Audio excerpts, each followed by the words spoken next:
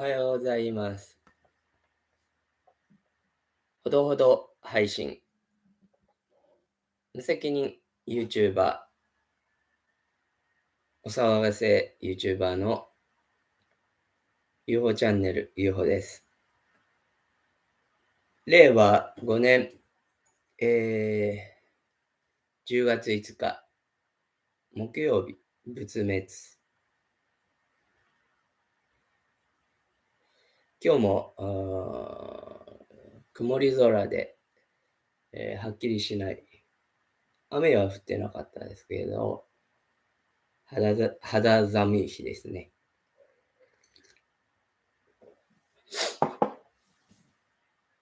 何からお話ししましょうか。今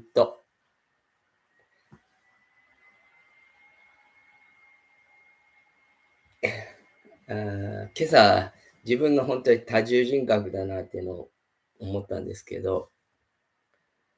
え昨日からの流れで言うと、昨日、今ぐらいの、昨日はバイト休みだったんです。朝、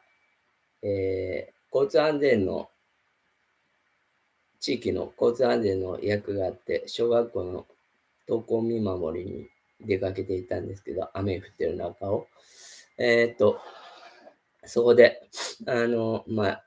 勤めてきて、30分ぐらいのことなんですけど、やってきて、でそこに、多分学校の先生、が、退職された先生かと思うんですけど、教育員かなんかの仕事をしてる人が、話しかけられて、退職されましたかいうことで、私は昼間、夜バイトしてるぐらいで、昼間は何もしてないということで、学校の仕事がたくさんあるから手伝ってほしいっていうふうに頼まれて、できることならっていう話はしたんですけど、結構あちこちから最近、声がかかって、暇にしているのが、嗅ぎつけられるのか、でも、あの、自分のような遊び人が、当てにされるのは本当にありがたいことだなと思って、あの、調子に乗るんですよね。やりすぎる。この前の精神科のクリニックでも、ちょっと早めに休む方がいいって、あんまり手を出さなくて、え小刻みに変えていく感じがいいですよって言われたんですけど、ついついやることが増えてきて、るなって感じ。それで調子に乗って、すごく頭の中、スーパーコンピューター並みにパッと一瞬で、計算できたりする時もあるんですけど、すごい、本当になんか、物がパッと見えたりする時もあるんですけど、うーんと、ほんとに自分がかわいそうになるぐらい、痛い人だって思うぐらいに、抜けてるんですよ。間抜けなんですよね。今朝もバイト行って荷物を、へみあの、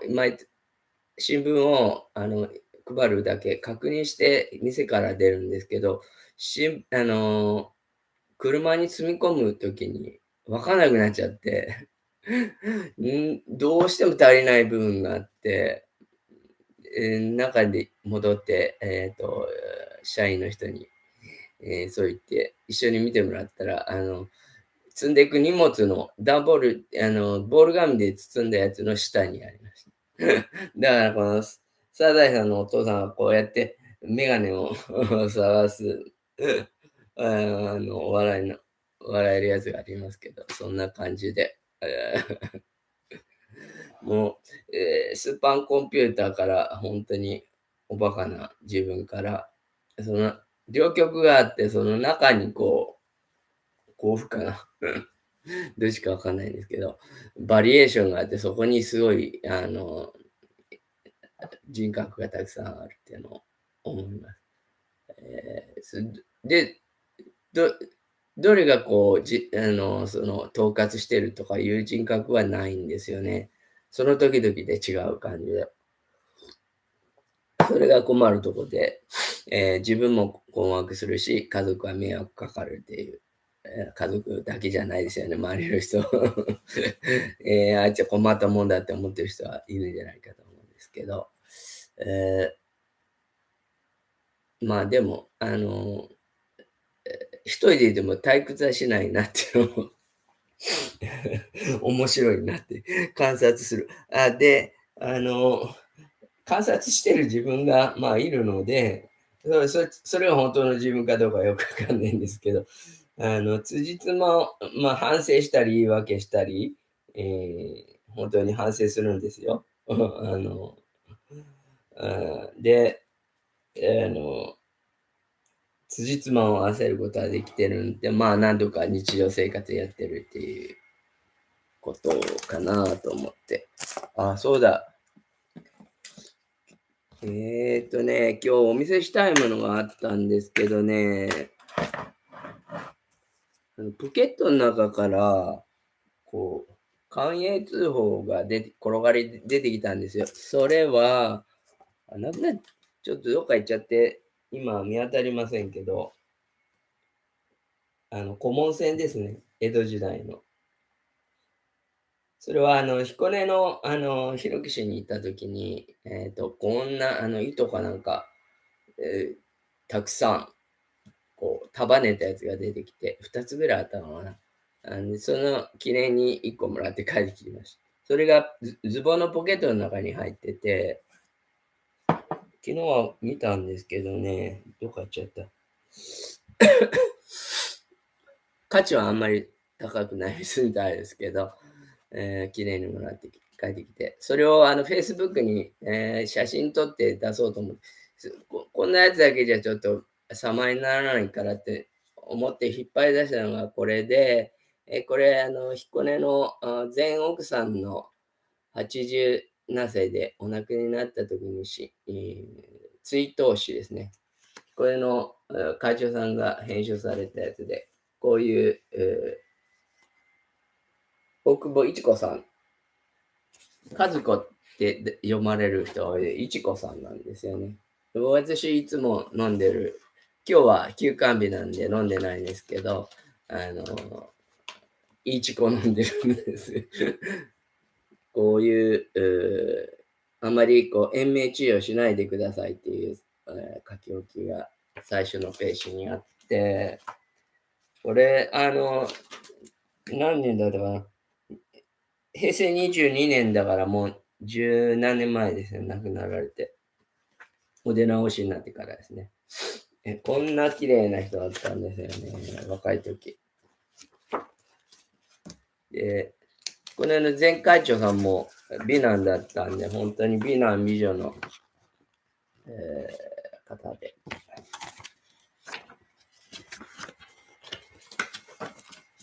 ハイソサイティな、ご一家ですけど、いつも行ってるところのお庭はこんな感じの、これは彦根の神殿ですね。こういう感じのお庭なんですよ。井伊家の家老のお屋敷の跡だそうですけど。で、この追悼集もらってたんですけど、ほとんど読んでなくて、その時に、いっぱい出してきて読んだら面白いなと思って。ご縁の不思議というのを思ったんで、ちょっとこの、大久保一子、これ園長さんだったんで、ね、古里店の。で、理事長がこの大久保明則さんって前会長さんだったんですけど、その、原稿をちょっと読ませてもらいます。我が家の道の初代である大久保門助、それに父親、静雄も養子の身であっただけに、一人息子である私への期待は尋常なものではなかったようだ。とりわけその嫁取りとなると、両親の心遣いは別格なものだったと想像するが、結果としてはごく変哲のないストーリーで、母の教え子から候補者が上が、話題に上がり、これを私が素直に受け入れただけだった。嫁に来たいちこ、以下彼女といういちこ自身も代々養子である小栗家に100年目に出現した子だったから、双方が因縁という絆で結ばれたということになろう。我々夫婦は男3人、女2人を産み育て、それもあ、健在に先存している現在からすれば、それは大久保家の家計に貢献したことになる。諸井慶徳先生、吉典先生ご夫妻にご拝借をお願いし、本部の教祖殿で挙式した私どもは、わずかなお与えを糧として、天理大学に奉職し、そ間のうちの牛小屋に隣接した農家の離れで新婚生活がスタートした。やがて当時では珍しい水洗便所を備えた大学教員アパートを、今は亡き文化長官だった河合隼氏も同等に移ったのだが、ここを訪れる両親の面持ちにはいつも満足感がこぼれていたことを今も思い出す。かつて欧米からの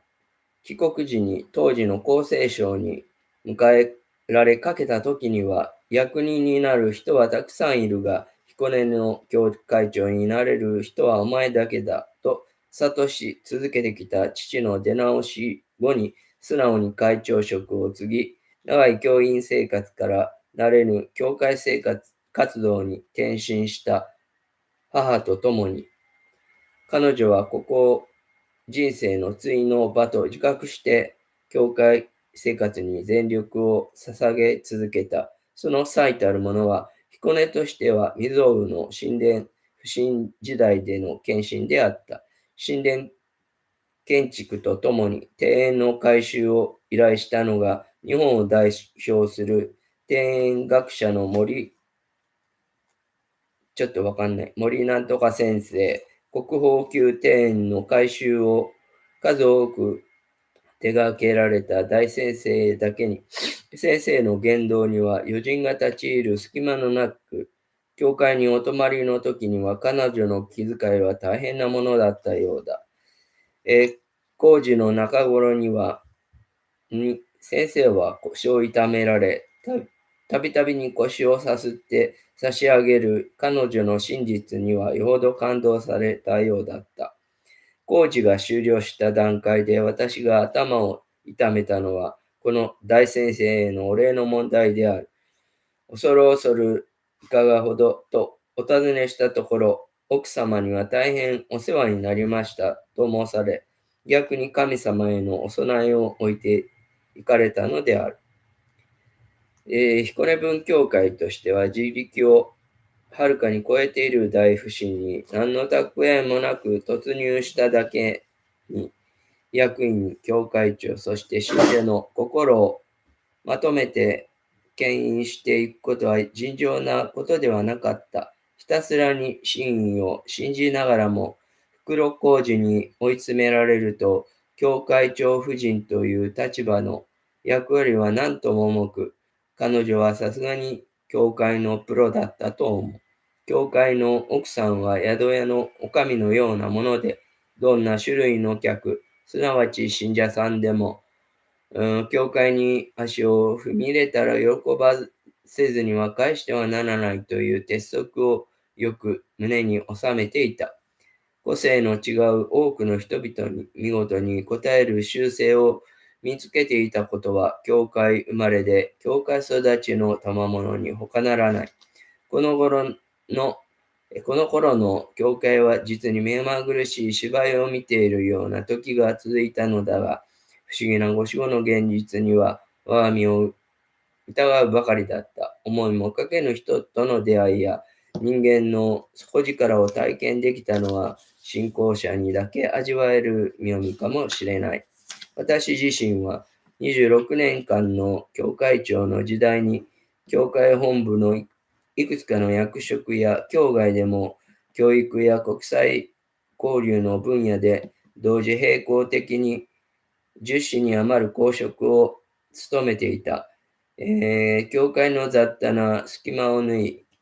潜るように客人が何のバイブルもなく押し寄せ、時には深夜までも通院する習性が続き、彼女の果たした役割は難行苦行だったことは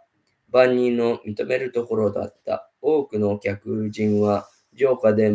町でも珍しい名店園と酒は飲めなかったが、彼女の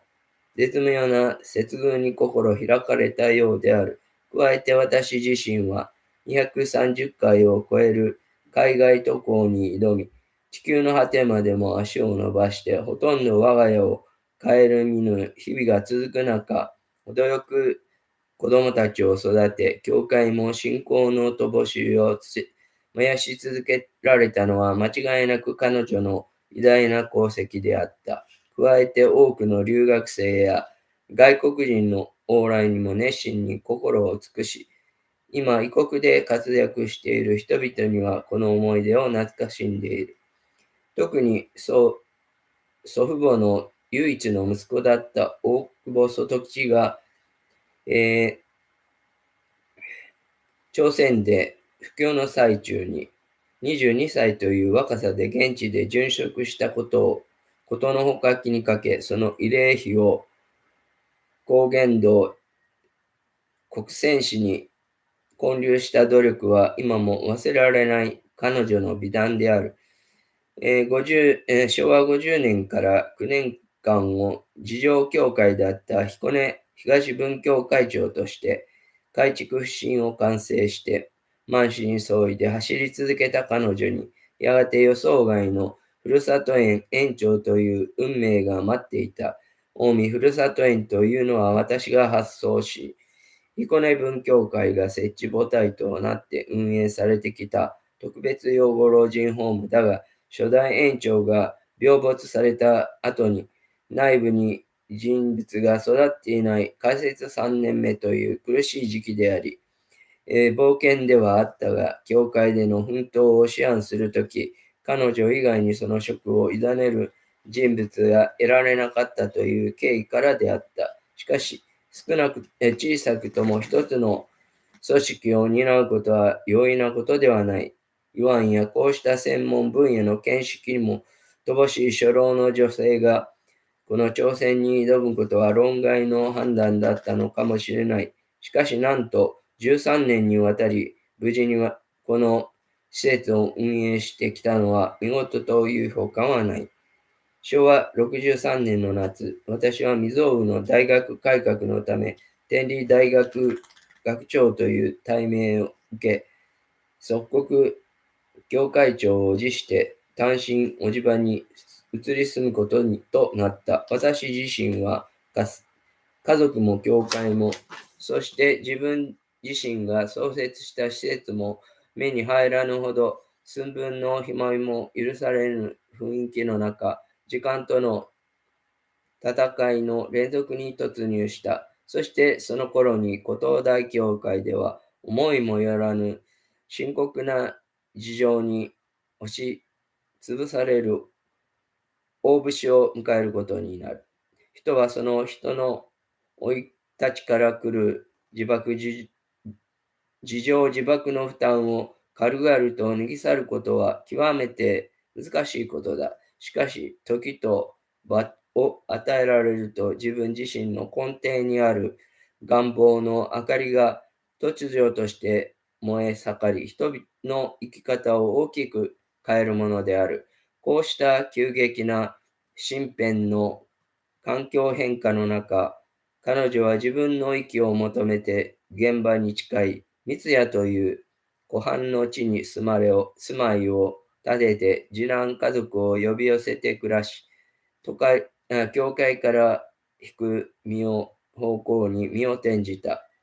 生まれながら教会に育ち、生涯のうちに一度は気軽な世間の風に当たってみたいという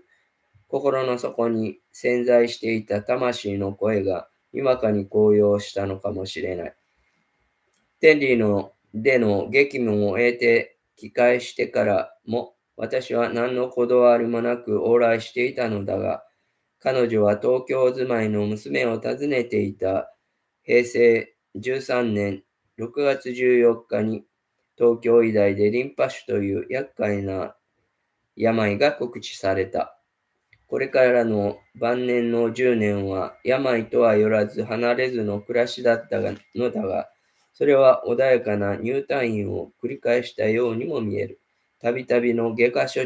置が施されたものの、彼女が自筆で残したように延命治療に類するものはことごとく拒み、ひたすら安らかな人生の終焉を願っていた。さしたる認知症状も出ず、市民病院の緩和病棟の医療チームとは仲良くお世話になり、家では次男が囲い入れた自分と同じ年の老婆アンビーと遊び、その語らいは人馬の境を越えていたようにも映った。平成22年2月29日の夕5時34分、